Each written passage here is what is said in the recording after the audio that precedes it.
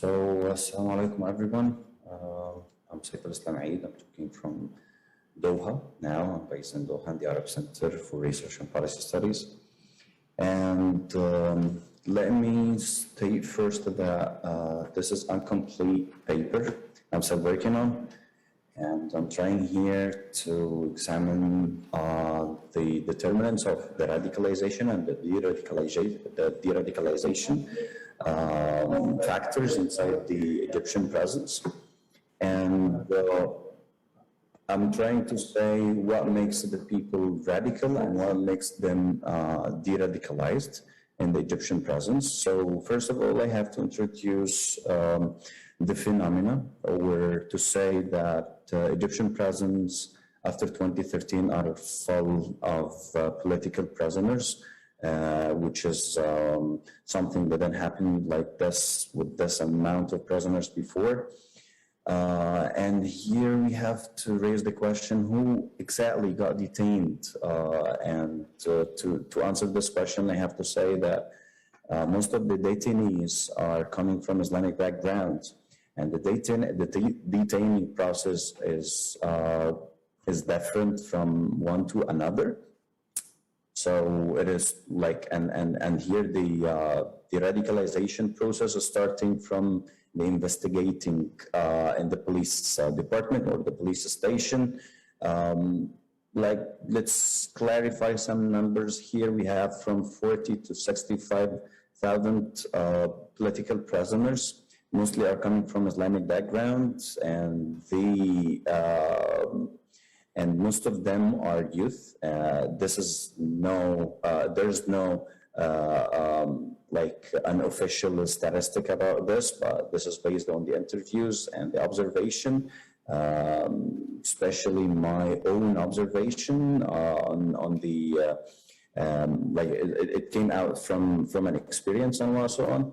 And through the case of the detainees' messages, I'm trying here to examine the determinants of the radicalization and the de-radicalization.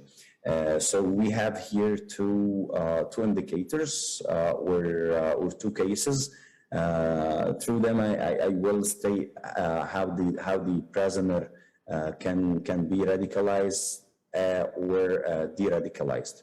So the first one is the detainees' messages, something where the phenomena appeared in August 2019 in Twitter prison.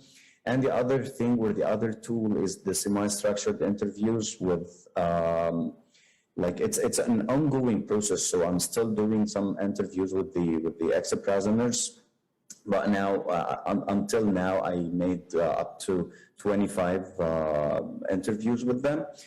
So this is here like an introduction of what I'm going to do, but this paper is seeking to provide an interpretive approach. We can understand the influence of the presence on ideas, beliefs, political orientations, and as well as the role of the personal experience inside the present.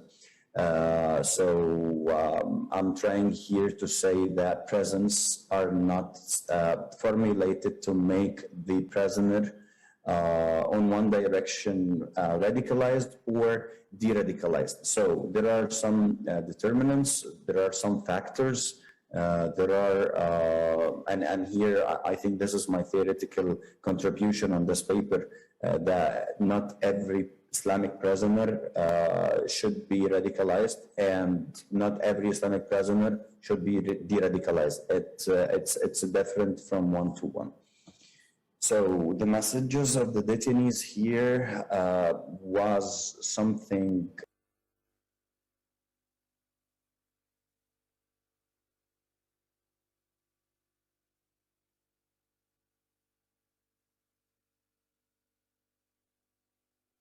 movements formulated inside the Egyptian prison, and it was here to say that we are a new wave of Islamic youth, and we are here to say that we don't want to be radicalized, and we are seeking the de-radicalization of the Islamic youth inside the presence. So this movement like appeared from inside various presence, not just one person, not just Torah person, not just a person in the north or the south. So it was geographically non-stated in one city. So you cannot say it's an urban movement or rural movement. It's something appeared in the center of the state, like Cairo, or appeared in the north or in the south. So this here stating that it represents the old youth or the majority of the Islamic youth inside the Egyptian present. First message, I will go through this phenomena, but I'm just trying here to mention it in the beginning,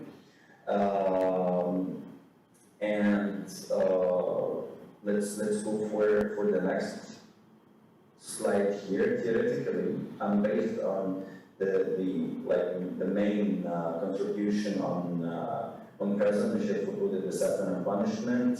And here I'm trying to subtract from this that it deconstruct the present interaction from inside. So through the punishment and the discipline, Michel Foucault here is trying to say that there is a penal system is designed to affect on the present, but I'm here trying to say that this is this makes the president as paralyzed and he cannot take an action back to this system.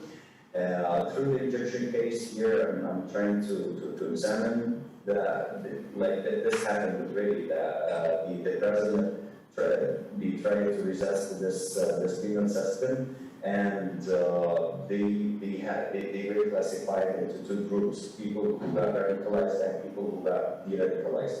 And also Anthony Gramsci, the other one is Omar Ashura, and his fascinating contribution on the de-radicalization of the Islamic movement. So I'm trying here to say, and I'm trying just to give a summary of what I'm working on, that the radicalization and the de-radicalization process is a continuous process inside the Egyptian present, based on many variables that drive the present to adapt the radicalization or to adapt the de-radicalization. First is the freedom opportunity closing. So if the president, the Islamic president here, say, is seeking or facing assumed freedom or assumed release or an opportunity, the peaceful solution or the peaceful resisting to the regime is the only solution, and they're quoting Muhammad Badia's main thing in Rabaa, that our revolution is peaceful and it will remain peaceful, and our peaceful way is stronger than the dollars. So the third one here, or the third variable, is the degree of repression. Some prisoners are facing brutally torture, and it can reach raping. And we have a fascinating report coming out from Freedom Initiative, and it documented more than 600 cases. They got raped or they got sexually harassed inside the prison. Some of them are males and some are females, or the majority were males. So the degree of repression here, it states your choice, whether you will go to the radicalization or you will get de-radicalized inside the prison. So here, like I said just before, here's this is a very important thing for me, that the radicalization in Egypt after 2013. And it's not only monopolized in the present. So it started outside the present after the military coup, especially among the students part in Islamic movements. And I made my dissertation about the student activism. So through some interviews also, the people, when they found out that we cannot demonstrate anymore inside the campus, they started to think about any other solution. So the radical solutions or the resistant solution to the Egyptian regime were the only vision they saw. So they were seeking to defeat the state-backed repression through this, and the radicalization also wave in Egypt after 2013. It was not only started in the present, but I can say it began with an obvious, like obviously it began outside the present. Through what they call the Army qualitative work. I don't know if this is qualitative work, if this is a right translation of al-Amal al-Nawa'i al-Musallah or something where other stuff is the right way. So the debate started, but it was settled in favor of the party that adapted the peaceful resistance to the military regime in Egypt. So the Muslim Brotherhood, they were divided between two people or two organizations or two groups. Some of them they favored the resistance, the radical resistance to the state repression, and the other people they say that it can open a non-end radicalization of many components of the Islamic movement at all. So we have to defeat this, and I think they succeeded in this. So this conflict was taken to the present because most of the people who adopted this, they were imprisoned or shot to death. So these prisoners were brutally tortured, and many of them were shot to death. So, and since 2015, it was clear inside the prison that the intellectual discussions between the people who adopted the radical solution and the people who like didn't like this, or the people who adopted the peaceful solutions. It started, and sometimes it could reach to fights inside the prison. I still remember some fights I've seen inside the Egyptian prisons in Egypt. I'm not taking so long here because I think I passed my time. The detainees' messages, which is the second thing here, is like I said it started to spread in August 2019 from a group of the prisoners. They said that we have exceeded 3,000 prisoners of Islamic youth inside the prison. They call themselves the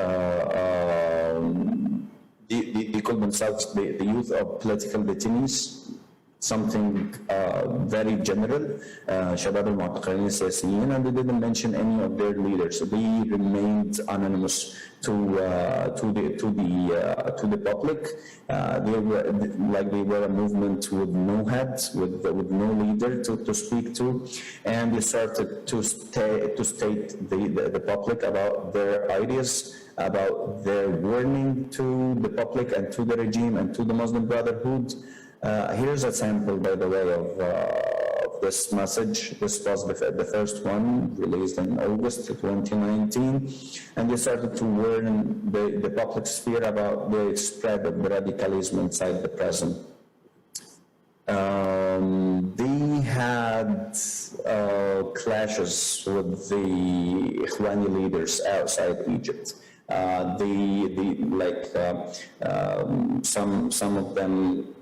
of the leaders say that they are backed by the regime, and we cannot deal with them seriously because we don't know who are they, and most of them they got expelled, were expelled from the Jama'ah, from the group. So they were not taken from the regime, nor from the Muslim Brotherhood, nor from the public or from the secular components of the political powers in Egypt seriously, because they had no famous political prisoners or something like this. The third message here, this is a sample of the third message. It was sent to Sheikh al-Azhar and the other political actors or social actors in Egypt, and they said that you have to rescue us, you have to rescue your youth, you have to rescue the majority of the prisoners from the danger of extremism, from the danger of adapting the radical way or the radical ideology. Sometimes they call this ideology inside the prison because it spreads like a fire. So here I finished my presentation on this, but I summarized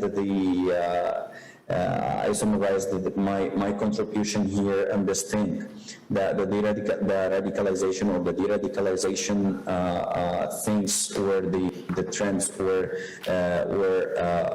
adaptation of the two, or of radicalization or de-radicalization inside the present happens through three variables: the freedom, opportunity, closing, and the intellectual scramble, whether with moderates or Daesh people, or the extreme and the extremist, and the digression of the repression. So here my presentation came to an end, and thank you so much for your invitation. Thank you. Thank you so much, Saif. I'm sure that a lot of us will have a lot of questions for you. I think what's very fascinating about your presentation is that you're talking about radicalization and de-radicalization beyond state initiatives. So we're not really discussing state-sponsored de-radicalization for a particular goal, but rather people, a grassroots movement within the prisons, people who are deemed to be terrorists themselves for being politically engaged, being involved in these de-radicalization projects.